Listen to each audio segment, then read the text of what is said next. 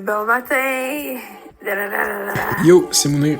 Je pense que je vais low-key juste écrire au ministère de la Culture sur Twitter. Je vais dire, yo, est-ce qu'on peut set up un meeting? Allô, moi, c'est Daphné. Ouais, mais elle m'oblige à regarder un film d'une heure sur un ours. Puis là, j'étais comme vraiment frustrée. Puis j'ai dit, moi, je regarde pas ce film-là. C'est Café Snake. Bon matin. Bon matin.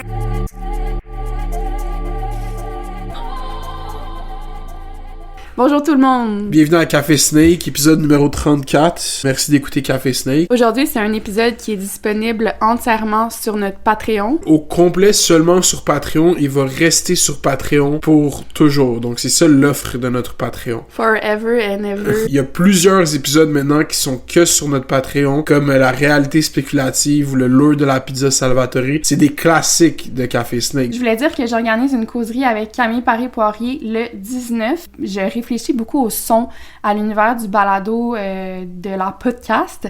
Puis Camille Paré-Poirier, elle a fait une superbe podcast que j'aime vraiment beaucoup qui s'appelle Quelqu'un d'immortel avec des archives sonores. Donc elle a enregistré sa grand-mère, qu'elle a monté ça en pièce de théâtre, puis je vais la recevoir pour qu'on parle un peu de ce passage de l'audio au théâtre et inversement. Vous êtes invités, mais si jamais ça vous tente de venir, là, je vais essayer de mettre les informations dans les notes de l'émission, mais il faudrait trouver une façon de m'écrire juste pour être sûr que j'ai assez de place. Puis sinon, je voulais dire aussi que le 24 mars, en soirée, j'organise une conférence avec une grande poète de l'Argentine que Mounir a rencontrée quand on était en Argentine, Cecilia Pavone, donc tu vas être là, toi. Mm-hmm. Une grande voix de la poésie argentine contemporaine, féministe, queer pop. Elle a beaucoup parlé d'ordinateur aussi dans ses premiers poèmes. Elle a même nommé au milieu des années, tu sais, fin 90-2000, sa poésie comme étant de la poésie de Hotmail. Donc, c'est vraiment quelqu'un que j'adore. C'est aussi une grande traductrice. Fait que vous êtes invités aussi. Il faut m'écrire encore une fois. Là, on va mettre les infos dans les notes. Mais c'est le 24 mars de 6h à 8h. De quoi tu vas parler aujourd'hui, Daphné? Moi, j'ai parlé de beaucoup de choses. J'ai fait un survol de pensées qui m'ont intéressée sur l'esthétique IA dans les médias. Je vais aussi revenir sur Sam Altman qui, cette semaine, a demandé à OpenAI de composer une métafiction sur le thème du deuil. Toi, de quoi tu vas parler, Mounir? J'ai appelé mon segment Olivier Primo, notre Addison Rae. J'ai parlé du recadrage de la personnalité publique Olivier Primo vers le terrain plus politique et le mettre en relation de Addison Rae qui est partie d'une TikTokeuse à une pop star. Donc, c'est ça mon segment. Yes! Donc, sans plus tarder... Place au DG News. Tududou. J'ai pas peur du tout. Ça fait du bien. Do you support the annexation of Canada and/or Greenland? As a yes or no. This is a yes or no. A yes or no. Allez, on est vraiment chanceux, puis le plus important, c'est le temps qu'on passe à s'aimer. Comment tu ris sur une petite toune comme ça? Bon, une petite toune. Shit's crazy out here in the street, sinon là. J'ai pas peur du tout. Ça fait du bien. You're gonna be under arrest. So turn around. Okay, Stop let's resisting. not. Stop resisting. Okay, he's not resisting. He's giving me his phone. Okay, he's not. I understand. He's not resisting. Like,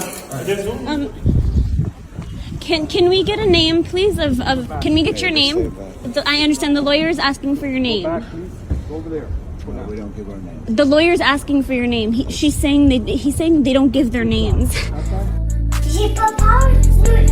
Ce qu'on a mis à la fin du Digimix, c'était un enregistrement de l'arrestation de Mahmoud Khalid, un leader des manifestations pro-palestiniennes à l'Université Columbia aux États-Unis, qui a été arrêté. On dit qu'il est arrêté dans les médias, je pense que c'est le headline de Radio-Canada, mais on pourrait peut-être plutôt dire kidnappé. On le voit, on l'entend là, dans le fichier sonore qu'on vous a mis. C'est des agents du département américain de la sécurité intérieure, ICE, qui ont arrêté Khalid. Ils étaient habillés en civil. Ils l'ont arrêté été dans le hall de son immeuble devant sa femme, qui est une citoyenne américaine enceinte de 8 mois. Quand on leur demande des informations, donc quel est leur nom par exemple, ils refusent de répondre. Il n'y a pas de mandat d'arrêt valide à ce jour. Mahmoud Khalid est accusé d'aucun crime. Son statut qui a été révoqué en tant que détenteur d'une green card. Le gouvernement il invoque une loi du 19e siècle qui dit que le gouvernement peut déporter les ennemis de l'État en temps de guerre. Là. Ils ont utilisé cette disposition pour déporter plein de gens dans les derniers 72-96 heures. Fait que... On va pas trop en parler, on va peut-être revenir là-dessus dans un prochain épisode de Café Snake, mais on voulait juste le mentionner parce que je pense que c'est assez inquiétant et très révélateur de la politique contemporaine en ce moment en Amérique du Nord.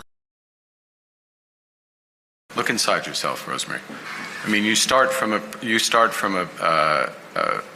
prior of conflict and En fait, on a un nouveau premier ministre. Je pense que le sentiment que j'avais peur qu'il se propage dans la société s'est propagé. Je pense que c'est même pas quelque chose de partisan. Donc, Mark Carney est premier ministre du Canada. J'ai demandé à tout le monde cette semaine, est-ce que tu savais qu'il y avait... Tout le monde j'ai croisé. Est-ce que tu savais qu'il allait avoir un nouveau premier ministre? Est-ce que tu sais c'est qui Mark Carney? Il y a personne qui connaît ce patinet-là, à part les gens qui écoutent les nouvelles. Je veux dire, le monde qui sont intéressés moindrement au cycle continu puis abrutissant de l'actualité. Là, il est premier ministre. Gros sentiment antidémocratique dans la société. Selon moi, ça traverse les lignes partisanes. Quand quelqu'un arrive de nulle part et soudainement dans la politique active, mais dans le rôle le plus haut profil que tu peux avoir dans un pays, mais là, c'est comme toute sa carrière, toute sa vie comme revient de l'avant. Là.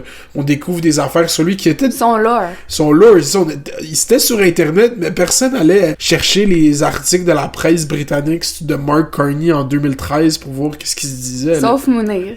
Non, moi, j'ai pas fait ça. Quelqu'un pour ça sur Reddit, je trouvais ça drôle. Ok. Je sais même pas si c'était sur un sub québécois. Peut-être que c'était sur un sub québécois. Non, parce que à ce qui paraît, puis là, je vais mettre l'article, mais j'ai lu l'article, je pense que c'était People. Mais c'est ça, c'est parce que la presse à potin en Angleterre, c'est vraiment un organe médiatique assez puissant, fort. Elle occupe pas la même place. Elle a pas les mêmes codes puis les mêmes pratiques, bien plus agressives, bien plus clickbait, bien plus... Elle a un lien direct aussi avec la royauté. Hein? Il y a comme la royauté qui va envoyer, par exemple, à certains informateurs. C'est ça, elle est plus instrumentalisée par les structures de pouvoir comme plus consciemment depuis plus longtemps, mettons, que des phénomènes qu'on observe ici maintenant beaucoup. Ouais. En fait, peut-être ça a tout le temps été ça aussi ici. Ben, elle a un rôle qui est plus central, disons, elle a, je veux dire... Plus d'impact culturel. C'est ça, exact. Dans le fond, Mark Carney a été directeur de la Banque centrale du Royaume-Uni au milieu des années 2010. Quand il a été nommé à ce poste-là, un article est sorti pour dire que sa femme se plaignait de leur allocation sur son compte Twitter privé. Je trouve ça tellement drôle comme fait divers. Lui et sa femme se sont rencontrés à Oxford quand il menait des études là-bas. Sa femme, elle a un gros accent british, fait que je pense que... Ah, c'est une Britannique. Je pense qu'elle est anglaise. Et dans le fond, moi, j'ai commencé à stalker sa femme sur YouTube. C'est vraiment... Moi, je trouve que le Parti libéral s'est tellement pas mis du côté de comme vouloir gagner une élection. Je sens qu'on est en train de refaire un Kamala, pas te mentir. Bill and Melinda Gates adjacent, World Economic Forum adjacent, USAID adjacent. Oui, moi, aujourd'hui, je fais une conférence pour parler de les inégalités, comment qu'ils mènent la crise climatique et que c'est... Puis là, ils parlent pendant 2 heures, ils sont payés 40 000 $, ils ont eu un jet pour y aller là-bas. Juste la déconnexion totale avec l'expérience humaine. C'est des gens qui sont en position de pouvoir, qui ont des liens avec toutes sortes d'industries, d'entrepreneurs. Puis de gouvernement, c'est un drift. Une espèce de discours semi-progressiste. Non, lui, c'est sa spécialité, là, la transition écologique. Là. Ouais. Dans son livre, là, Values, j'ai vu des screenshots sur Internet où il parle que, dans le fond, le capitalisme financiarisé est devenu complètement fou de l'argent, puis que, dans le fond, qu'est-ce qu'il faut, c'est revoir le système au complet pour lutter contre la crise climatique. Tu sais, c'est aucun commis, là, en de l'eau, là. Non, mais... Dès qu'il rentre en pouvoir, qu'est-ce qu'il fait? Il abolit la taxe carbone, mais pour les consommateurs, pas pour les entreprises. Okay. Il l'abolit selon une disposition de la loi, qu'il a le droit de l'abolir sans que les communes aient à resiéger. Qu'est-ce que nous va pas nous impacter? Parce que comme on avait dit quand on avait parlé de la taxe carbone dans un épisode précédent, nous, au Québec, on n'est pas tributaire de ça, là. Nous, on a le marché sur la bourse sur le carbone. Et ça va pas nous impacter, là, mais le 1er avril, quand la taxe carbone va arrêter, l'essence va réduire d'environ 17 cents en Ontario d'une shot. C'est quand même beaucoup, là. Je pourrais refaire un autre segment sur à quel point c'est un oubli de la semaine dernière, là, mais tout le PR puis toute la campagne de Pierre Poilievre, le fait d'avoir misé autant sur axe de taxe puis la taxe, it's a carbon tax election, ça aussi c'est complètement déconnecté. Ben, moi je te poserais une question un peu farfelue, mais si toi t'étais un politicien au fédéral tapped in dans Zagaï, ça serait quoi ton premier move, mettons? Les maisons coûtent trop cher. Je vais créer le plus gros programme de construction de maisons, de l'histoire de ce pays. Moi, qu'est-ce que j'attaquerais principalement, c'est le logement, du début à la fin. Pas axe de taxe, puis pas...